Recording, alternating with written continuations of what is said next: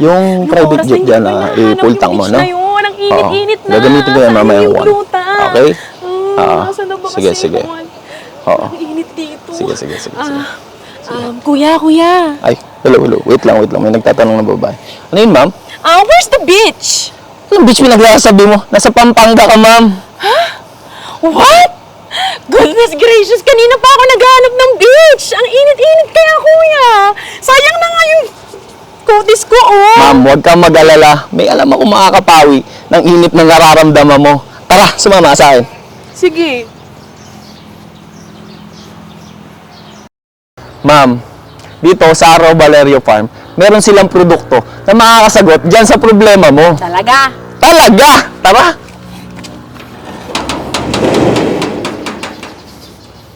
Wow! Sir, ang ganda pala dito. Wait lang, mag-selfie tayo. Wait lang, ma'am. Meron kang kulangot sa kanan. Kanan? Kaliwa. Taas. Hindi, sir, hayaan mo na. Para yun sa mga manual for the cloud ba? Oo, sa mga manual. Selfie tayo. So, ang ganda pala dito, no? Ay, meron din silang kambing! Wala sa amin yan! Wala sa inyo? Ang talaga? Oo. Ang ganda dito, sir.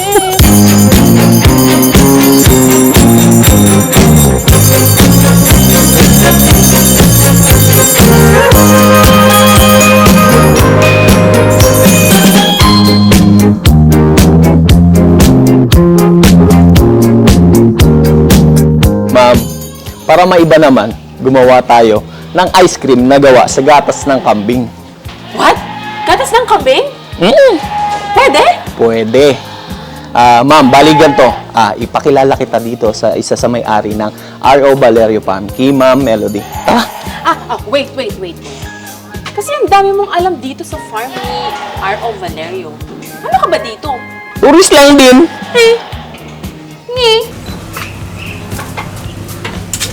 Hi, ma'am. Ay, hello sir. Ano po ba may paglilingkod ko sa inyo? Ma'am, balita ko meron daw po kayo ditong produkto na ice cream na gawa sa gatas ng kambing. Opo, meron po. Oo nga, ma'am. Alam mo ba, ma'am, kanina pa ako naghahanap dito ng beach sa lugar ng Pampanga. Kanina nakasalubong ko si sir habang naglalakad.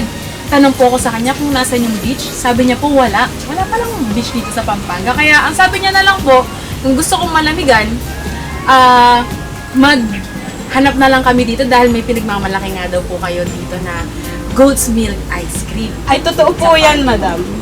Kaso nga lang wala ngayon eh. Gusto niyo po bang gumawa tayo? Oo naman, ma'am. Ano, tara? Tara! Tara! Ay, may tumutang. Hello?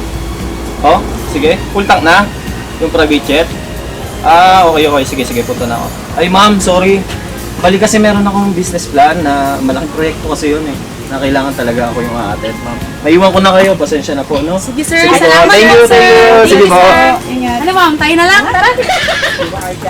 Magandang buhay masaganang ani mga ka-Atizens. Ating tunghayan ang iAgri TV Connect Season 4 dito sa ating tikman segment. Ayan. So ngayon po, nandito tayo ngayon sa R.O. Valerio Dairy Farm at dito sa Bacolor, Pampanga. So ngayon summertime na. Sobrang init na ng panahon natin ngayon dito sa Pilipinas at kailangan natin ng mga pampalamig. Ayan. Ng ating mga ulo, ng ating mga katawan. So, isa po sa mga pagkain Pilipino ang ice cream. Ayan. So, ngayon po ay tuturuan at sasamahan tayo ng may bahay po ng may-ari ng R.O. Valerio Dairy Farm na si Ma'am Melody Valerio. Palakpakan naman natin ang mga ka-Itizen, si Ma'am Melody Valerio. So, ngayon po, Ma'am, baka po may gusto kayong batiin bago po tayo magsimula sa ating pong lulutuin ngayong pong umagang ito. Yes po, isang mapagpalang umaga po sa bawat isa sa atin, sa lahat ng mga viewers po natin. Tayo po ngayon ay maggagawa ng ice cream na gawa sa oat milk. Bago po yan, binabati ko po ang lahat ng mga viewers dyan. Sige. At binabati ko rin po yung ating mga farmers dito sa R.O. Valerio Dairy Farm, ang ating mga OGT from BSU, from NUST, from Sorsogon po, at mga taga-Dimso po. Ayun. And binabati ko rin po ang aking mga kamag-anakan sa Nueva Ecija po, sa General Natividad, ang Valdez family and Jose family. And sa Cabiao naman po, binabati ko po ang Valerio family and Ocampo family. Niinyayahan ko po kayo na panoorin ang segment na ito. Ayan, so maraming pong salamat ayan, sa mga nanonood po natin dyan. Ngayon po ay gagawa tayo ng goat's milk ice cream. So Yes bago po. po sa mga pandinig ng ating mga netizens ang goat's milk. Kasi karaniwan Yes, po ng ating pong mga ice cream ay from cow's milk. So ngayon naman po goat's milk. So Opo. ma'am, bago po tayo mag-start, mga ilang taon nyo na po, paano po ba kayo nag-come up na maggawa po kayo ng goat's milk ice cream dito po sa inyong farm? Bali po itong ice cream goat milk na ito ay nagsimula po nung pandemic. Kasi po nung panahon na yon hindi po namin alam kung saan namin dadalhin ang aming mga gatas na mula sa ating mga kambing. At ngayon po, naging patok po ito nung time ng pandemya at natutunan po natin ding magbenta online ng ating raw milk. At ganun pa man, syempre iniisip po natin kung saan natin dadalhin yung ating gatas pa. Opo. At ngayon po, natutunan po naming dalhin ang aming gatas sa cheese and sa ating ice cream. Kaya naman po, dito natin natikman yung gatas ng kambing kung gaano kasarap gawin. No po, at eto po, matutunghayan po natin ngayon. Okay, so pandemic pa Opo. nung nasimulan po palang gawin Opo. ang goat's milk ice cream dito sa RO Valerio Farm. Opo. So mga nasa 6 years nyo na pong ginagawa ito, ma'am. Opo, madam. At siguro po ito po ang isa sa mga binabalik-balikan ng mga bumibisita po sa inyong farm, ano po? Opo. So ayan. Ngayon po, mag-start na po tayong gawin, ma'am. Opo. Umpisahan na po natin gawin Sige po. ang ating pong goat's milk ice cream. At panigurado, excited na rin ang ating mga nanonood, ang ating mga netizens kung paano nga ba ginagawa ang goat's milk ice cream. So, magsimula tayo, ma'am. Siyempre po, ipakita natin sa mga netizens natin kung ano-ano nga po ba ang mga pangunahing sangkap sa paggawa po ng ating goat's milk ice cream. Ito nga po yung ating mga ingredients. Katulad po nito, yung ating cocoa milk. Ang gatas ng nyog o coconut milk ay mayaman sa nutrisyon tulad ng iron, potassium at magnesium na nakakatulong sa pagpapataas ng ating immune system. Nakapagpapababa rin ito ng kolesterol at nakapagpapabuti ng kalusugan ng ating puso. Ang mga MCTs o medium chain triglycerides ay maaaring makatulong sa pagbawas ng ating timbang at pagpapataas ng ating enerhiya sa ating katawan. Meron tayong skim milk na nagre-range po ito ng 500 grams. And meron tayong goat's milk. Nakita natin na naglagay sila ng gatas ng kambing. Alam nyo ba na ang gatas ng kambing ay nagpapalakas ng ating buto at ngipin dahil mayaman ang gatas ng kambing sa calcium at phosphorus. Mabilis din itong matunaw kaysa sa gatas ng baka dahil binubuo ito ng mas malambot na namuong gatas at mas maliliit ang butil ng fats at protina. Dahilan para mas mabilis itong madigest ng ating katawan. Ang goat's milk ay closest to human's milk, pero hindi ina-advise na maging alternative bilang gatas para sa mga sanggol dahil mahirap ito para sa kidney o nakakasama sa kidney ng mga sanggol at maaaring magdulot ito ng stomach problems dahil mataas ang mineral at protina ng gatas ng kambing. Meron tayong 4 liters, ayan, nagawa na kuha natin sa gatas ng kambing. And meron po tayong 3 liters na water, pero inilusaw na po natin yung ating cassava flour doon. And Okay. kasama pong pinakulo, yun po. And meron din po tayong cocoa milk, kasama na rin po natin dito, minix na rin po natin para nang sa ganun wala pong maraming alaga. Yan, yun Apo. po. And meron din po tayong condensed milk, meron din tayong buko. Yan. May cheese din po tayo. Meron din po tayong all-purpose cream. Ayan. Ayan. And meron din po tayong cheese. Pwede po itong galing sa kambing, pero pwede rin pong, kung nahirapan po kayo maghanap ng cheese, marami naman po dyan sa mga tindahan. Ay, mga nabibili po natin sa Opo. ating pong mga kalapit na tindahan. So, kung ano po yung nasa bahay nila, pwede Opo, naman po pwede nilang pong ilagay gamitin. na cheese. So, ayun po yung mga pampalasa natin at mga ingredients Opo. natin, ma'am. So, ano po ba yung step by step? So, natin na paggawa ng ating pong goat's milk ice cream naman. So, nalaman na po ng ating atizen Opo. ang ating pong mga sangkap. So, ngayon naman po ay dako po tayo kung paano po, syempre, pinagmi-mix-mix itong mga ingredients na to. So, may tamang paghalo din na po, ma'am. may So, tamang paghalo. okay, simulan na po natin ang paggawa ng ating pong goat's milk ice cream. So, ma'am, ano po ba yung una natin gagawin? Pwede po nating unang ilagay yung ating sugar. Hindi po natin nabanggit kanina. May sugar din po tayo. Sugar. Opo. Ayan, Kaya sugar lang po. po, syempre, konti lang ilalagay nating sugar na sa ganun. Syempre, usang Yeah. diabetes. At saka para po mas malasa po pa Opo. rin yung lasa po ng Yes, ating tama goat's po. milk. Tama So, po yan. may specific po ba na ginagamit po sa ating pong asukal? For example, white po ba dapat, brown, or dun po sa muscovado?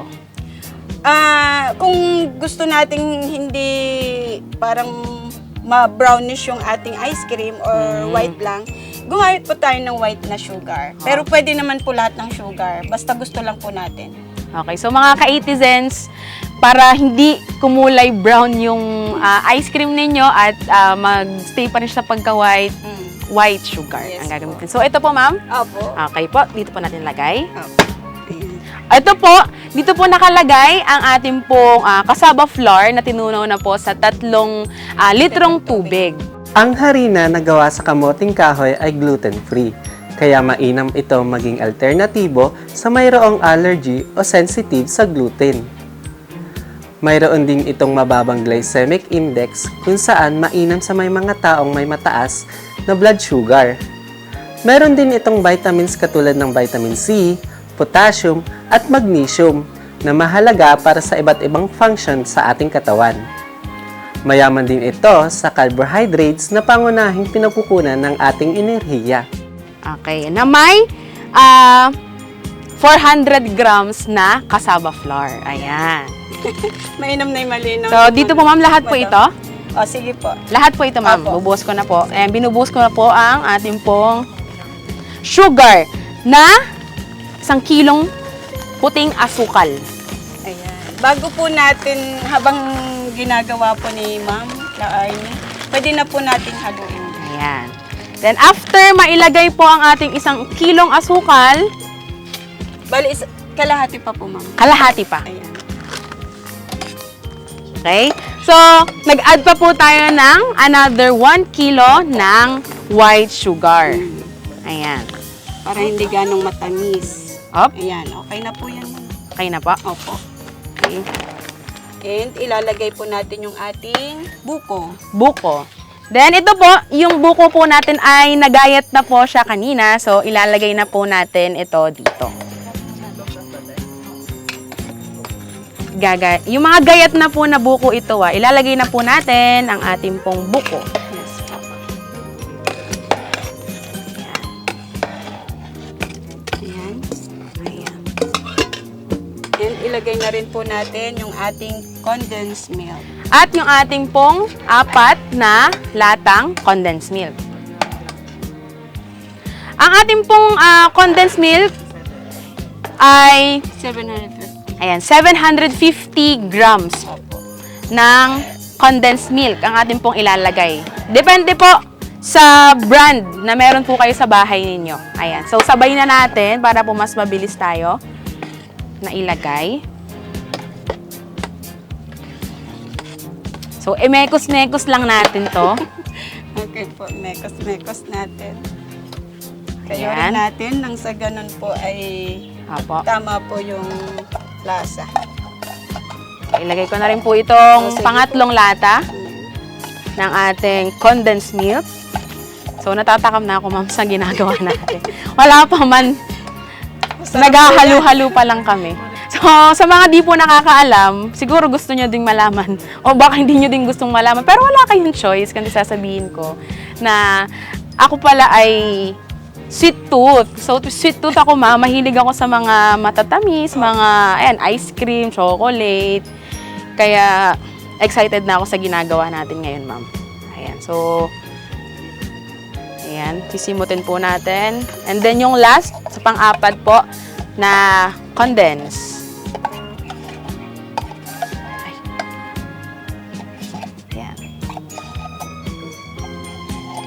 So, mga ilang galon po ng ice cream, ma'am, yung nagagawa nyo every day dito po sa inyong farm?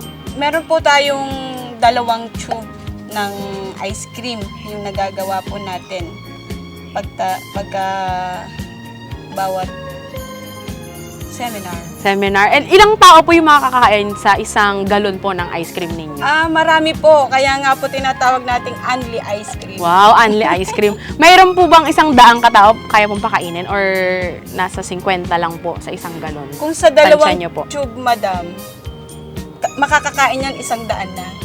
100 na. Opo. So marami pala ang pwede nating mapakain sa ginagawa natin ngayon. Ano po, Opo. ma'am? Isang buong mga trabahador niyo po dito sa inyong pong farm.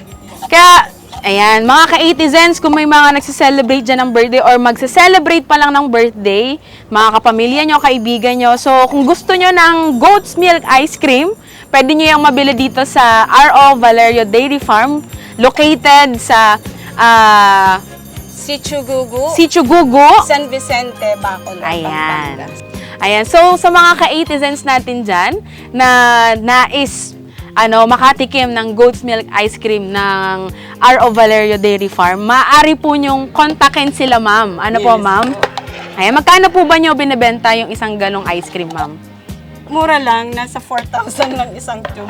O, 4,000. Pero sa 4,000 na yun, mapapakain nyo na nasa 50 to 100. Opo. Na katao. So, ganun po siya karami. So, yung 4,000 nyo, sulit naman na yun. Yes.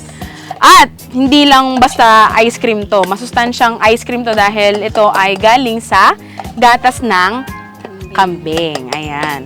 So, nalagay na po natin yung 4 na lata ng condensed milk. Isimutin ko lang kasi sayang po eh. Opo. tama Mahal na po yung bilihin ngayon. Kailangan po masimot talaga natin siya. Ayan.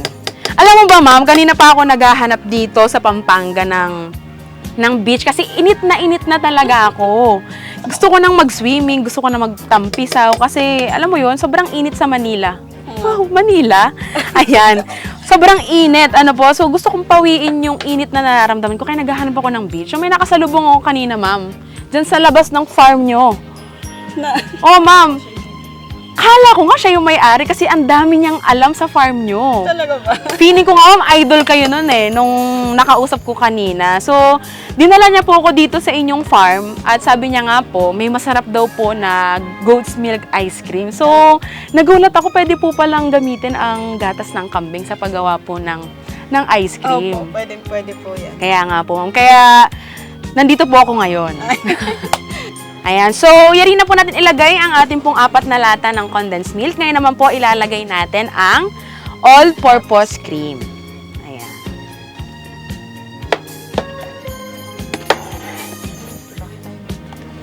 Ayan, ma'am. Bakit po tayo naglalagay ng all-purpose cream? Kasi nalagyan na po natin ng gatas. Kailangan pa po ba? Kasi ito, madam, para maging smooth din po siya. Parang yung cassava flour po na ihahalo po natin dito. Opo. Yan po. Para mas malinamnam, ano po? Creamy. Creamy ang ating ano. Pero yung pong gatas natin ng kambing, ay creamy na po siya. Mas makikreamy pa. Opo. Kasi nilagyan natin ng all-purpose cream. Ayan. Lagyan na natin to. Ayan. And then, ang ating last. Yan. Sige, wag ka na magsalita.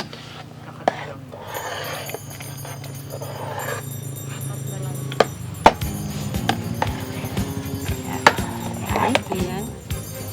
Ngayon po, magkakat po tayo ng Ayan. Magkakat po tayo ng cheese. No? opo. Pandagdag lasa po sa ating pong mga nilagay. So, ngayon pa lang, feeling ko, nararamdaman nyo na at nalalalasahan nyo na yung mga nilagay natin dito ngayon, ano? Dahil ang sasarap ng mga nilagay natin. May cheese na, may buko, may all-purpose cream, at may condensed milk. Ayan. Yung cheese na nilalagay po natin ngayon, yung mga nabibili po natin sa ating pong mga grocery store, mga tindahan po. So, kung ano po yung available na cheese po na meron kayo, pwede nyo pong ilagay. And bukod sa cheese na nilagay natin sa mga commercial na mga nabibili natin sa tindahan natin, si Ma'am ngayon ay maghihiwa ng white cheese. Na itong cheese na ito ay gawa din sa kanilang goat's milk. So, ang dami nilang product dito guys sa R.O. Valerio Dairy Farm. So, kung talagang kayo ay addict sa cheese, sa mga gatas, at sa mga ice cream, so bisita na kayo dito. I-book nyo na yan. So, ma'am, dahil nabanggit nyo nga po ay kayo rin po ay gumagawa ng white cheese dito sa R.O. Valerio Farm. Magkano po yung halaga niyan pag po bumili yung mga ka-artisans natin? Yung mga cheese po natin na gawa dito, sa bawat gramo po ay mabibili po natin ng 250 pesos. 200. Ayan. Kaya yung 4,000 nyo guys, sulit na. Kasi, ayan 'di ba? Goat's milk na yung nilagay natin dito sa ating paggawa ng ice cream. Tapos, meron pa silang goat's milk cheese. So, sulit na yung 4,000 niyo. Kasi, espesyal yung bawat ingredients na nilagay natin dito. Yes, hindi lang siya basta-basta ice cream, no ma'am? Opo. Kakaiba siya. Ayan, bago sa ating mga panlasa. Ayan, lalong-lalo na sa mga ka-artisans natin dyan, nasa mga syudad, sa Manila, ganyan, na madalang nakakatikim ng ganitong klaseng ice cream at namimiss na yung lasa ng probinsya, punta na kayo dito sa R.O. Valerio Dairy Farm. At tikman nyo ang kanilang masarap na goat's milk ice cream. Yes, ang kagandahan pa nito, ma'am, yung lugar nyo po dito po sa Bacolor, Pampanga ay very accessible. Yes po, ma'am. Kasi paglabas mo ng NLEX, 10 to 15 minutes, ma'am, nandito na kayo sa nandito na sa inyo pong farm. Opo. So, sobrang bilis lang, accessible ng kanilang lugar. So, madali lang puntahan ng kanilang lugar. Kaya, sa mga gustong pumunta dito, ma-search nyo po siya sa Google Maps. Ayan, hanapin nyo po ang R.O. Valerio Dairy Farm. Ayan. So, ngayon po nilalagay na po natin ang ating goat's milk cheese, yung white cheese na sinasabi, and yung ating pong commercial cheese. Ayan. Nabanggit po kanina na pwede pong pumasyal dito yung mga kababayan or mga ka-artisans natin na nasa malayong lugar. Opo. Pwede po ba silang mag-avail po or ng mga rooms? Meron po ba kayong mga rooms dito, ma'am? Na pwede pong pagstayan ng ating pong mga artisans na mga nasa malayong lugar? Opo. Sa mga gusto po, meron po tayong FB page. Doon na lang po tayo mag-inquire kung gusto po natin, kung ilang days niyo po gusto mag-stay. Nandun din po, sasagutin po kayo ng ating staff dito sa R.O. Valerio Farm. So, konting halo pa po ito, ma'am. Thank you po. Halo-halo. Halo-halo. Mekos-mekos natin yan. Ayan. Yan, hinahalo pa rin po natin maigi ang ating po mga sangkap. So, ma'am, ano po yung mga ginagawa nyo para po mas maging masarap at hindi po magkaroon ng goatee taste or anggo yung gatas po ng ating pong mga kambing? Yung ating gatas ng kambing Pag po, ginagawa. na-pasteurize naman po yan. Ah. Hindi naman po natin nilalagay na raw milk po. Apa. Sa init po niyan ay nasa 70 to 80. Then pwede na po natin hanguin. At palamigin po natin yung ating mga pinakuluan bago po natin ihalo sa ating ginagawang ice cream. Nang sa ganun po, hindi po masira or kasi may tendency po na magtubig po yan pagka sa mainit. Opo. So, pasteurized na po pala ang ating pong mga gatas. Yun po yung ginagawa nila, ma'am, para po hindi magkaroon ng anggo or yung goatee taste na sinasabi sa ating pong gatas. So, ang kanila pong pagproseso po ng kanila pong gatas ay talaga namang masasabi nating pinaglaanan talaga ng oras. At safe kainin. Dahil yung mga gatas natin, di ba, mabilis yan masira. Kaya, lalo na ngayon tag-init sa atin. Mas mabilis mapanis yung ating mga gatas, yung mga pagkain. So, dito, masinsinan nilang pinapakuluan para mas safe yung pagkain natin ng kanilang goat's milk. Ayan. So, ayan ma'am, mayayari ko na po itong haluin. Ano po ang susunod nating gagawin? Pwede na po nating ilagay ngayon sa ating mixer. Kasama po ng ating gatas, skim milk, and cocoa milk po. Ayan. So, doon na po natin siya masinsinang hahaluin. Opo. Ayan. At gagamit po tayo ng DIY na machine. Wow, DIY na machine. So, ibig sabihin, DIY, kayo po ang gumawa dito sa farm. Yes po. Opo. Ayan. So, sila din po pala, mga ka-Atizens, ang gumawa ng kanilang mixers. Ilang galon po or ilang litro po ng mga goat's milk or mga sangkap natin yung kaya pong i-mix po ng inyo pong ginawang mixer? Sa isang tube po kasi, pwede na nating ilagay ito lahat. At magagawa po natin, sa ginawa po natin ngayon, pwedeng 2 tube yung kakayarian ng ating ice cream. Yes po. Ngayon po, meron po tayong 1 oras para siya ay ma-mix Nang maayos. ng maayos at maganda. Yan Opo. po.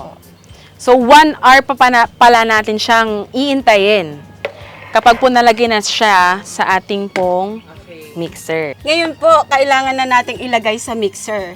At ngayon po, tina-challenge po kita, Madam La Arnie. Kaya mo ba? Ako po maghahalo sa inyo pong manual na mixer, ma'am. Pwede din kung kaya mo. So, ayan mga ka-Atizens, ako daw ang maghahalo sa kanilang manual mixer ng 1 hour, ma'am. Yes. Ayan, so ayos na ayos yun, ma'am, kasi nagpapaliit tayo ng mga dapat paliitin sa ating mga katawan. So, parang workout na siya sa akin. So, tinatanggap ko, ma'am, ang inyong hamon. At mga Atizens, kayo tumutok, huwag kayong mawawala dahil tulungan nyo ako na maghalo sa kanilang manual mixer. Good luck sa akin ng 1 hour. Sana maliit na yung braso ko nun.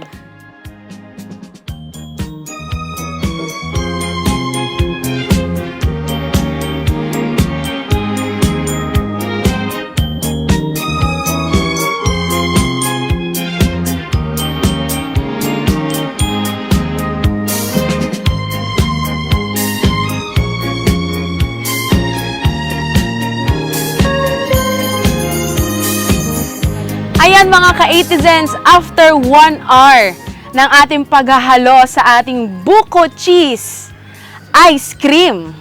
Buko cheese goat's milk ice cream, ang ating espesyal na ice cream ngayon. At 4 na oras natin siyang inantay dahil pinatigas pa natin ito. Ayan. So, dito na tayo sa ating paboritong part, ating tikman.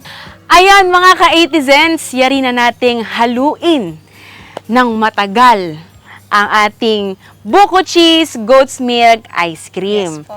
At syempre, after ng 1 oras, kailangan pa natin siyang patigasin ng 4 na oras. So, ang tagal nating inantay ito, guys. So, dito na tayo sa ating pinakapaboritong part, ating tikman. Ano mga ka-Atizens? Yes. Tara!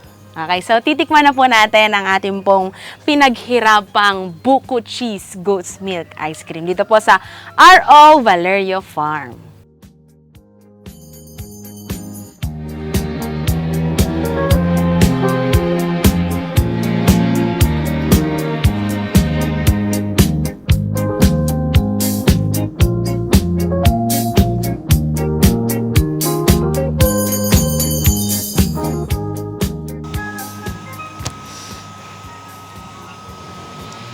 Ma'am, Hindi ka na yata sulit na makapag- sulit. Sulit na sulit po yung pag-aantay natin ng matagal at yung naging paghahalo po natin ng matagal po. So talagang dugo at pawis para dito sa pinakamasarap nilang goat's milk ice cream. Kaya yung 4,000 nyo guys, sinasabi ko sa inyo mga ka-Atizens, i-go nyo na yan dahil sulit na sulit at hindi ako mapapahiya sa inyo dahil sobrang sarap ng kanilang ice cream. Di ko nga ma-imagine, ma'am, na kung di nyo po sasabihin, kung di ko po alam, or first time ko siyang titikman, guys, mga ka-Atizens natin, mga nanonood. Kung hindi sasabihin sa akin yung ingredients nito, hindi ko malalaman na goat's milk ice cream yung ginamit dahil sobrang sarap. Parang yung nabibili siya sa mga supermarket na ice cream, gano'n, yung mga kilala po nating brand na kinakain po natin. So, gano'n. At sobrang creamy niya, guys. Sobrang sarap. Kaya, ano pang inaantay nyo? Yes. Huwag na kayo magpahuli dahil sobrang init ng panahon ngayon. Ito na yung gawin yung pampalamig ng araw nyo. Ayan. Ayan.